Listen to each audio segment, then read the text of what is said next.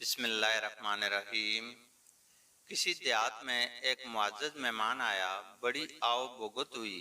گاؤں کا گاؤں اس کے سامنے بچھا جا رہا تھا۔ کھانے کا وقت آیا، تمام اقسام کی نعمتیں اس کے سامنے دسترخوان پر لا کر چن دی گئیں۔ ساتھ ہی ایک لمبا سا اور موٹا سا ڈنڈا بھی لا کر رکھ دیا گیا۔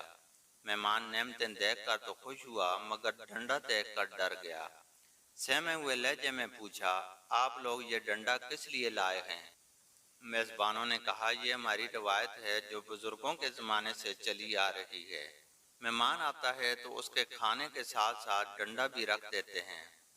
مہمان کی تسلی نہ ہوئی، اسے خوف ہوا کہ کہیں یہ تمام ضیافت کھانے کے بعد ڈنڈے سے ضیافت نہ کی جاتی ہو۔ اس نے پھر تفتیش کی، پھر بھی اس کا کچھ تو مقصد ہوگا، کچھ تو استعمال ہوگا۔ آخر صرف مہمان کے آگے ہی ڈنڈا کیوں رکھا جاتا ہے؟ میزبانوں میں سے ایک نے کہا، اے معزز مہمان، ہمیں نہ مقصد معلوم ہے نہ استعمال، بس یہ بزرگوں سے چلی آنے والی ایک رسم ہے۔ آپ بے خطر کھانا کھائیے۔ مہمان نے دل میں سوچا، بے خطر کیسے کھاؤں؟ خطرہ تو سامنے ہی رکھا ہوا ہے۔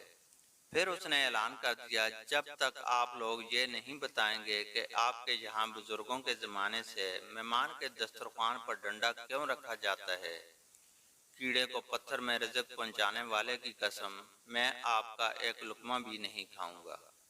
اب تو پورے گاؤں میں کھلبلی مچ گئی کہ مہمان نے کھانے سے انکار کر دیا ہے۔ گاؤں کے ایک بزرگ بلائے گئے، انہوں نے سارا ماجرا سنا اور دسترخوان پر رکھا ہوا ڈنڈا دیکھا تو برس پڑے۔ ارے کم بختو، تم نے اتنا بڑا ڈنڈا لا کر رکھ دیا، اسے کم کرو۔ ہمارے بزرگ مہمان کے سامنے اتنا بڑا ڈنڈا نہیں رکھتے تھے۔ ڈنڈا فی الفور آری سے کاٹ کر 2-3 فٹ کم کر دیا گیا، مگر مہمان پھر بھی مطمئن نہیں ہوا، اسے اپنے سوال کا جواب درکار تھا۔ اب ایک نسبتاً زیادہ بزرگ بلائے گئے، انہوں نے بھی سارا ماجرا سنا، انہوں نے بھی ڈنڈا ناپ کر دیکھا اور انہوں نے بھی اعتراض کیا، ڈنڈا اب بھی بڑا ہے۔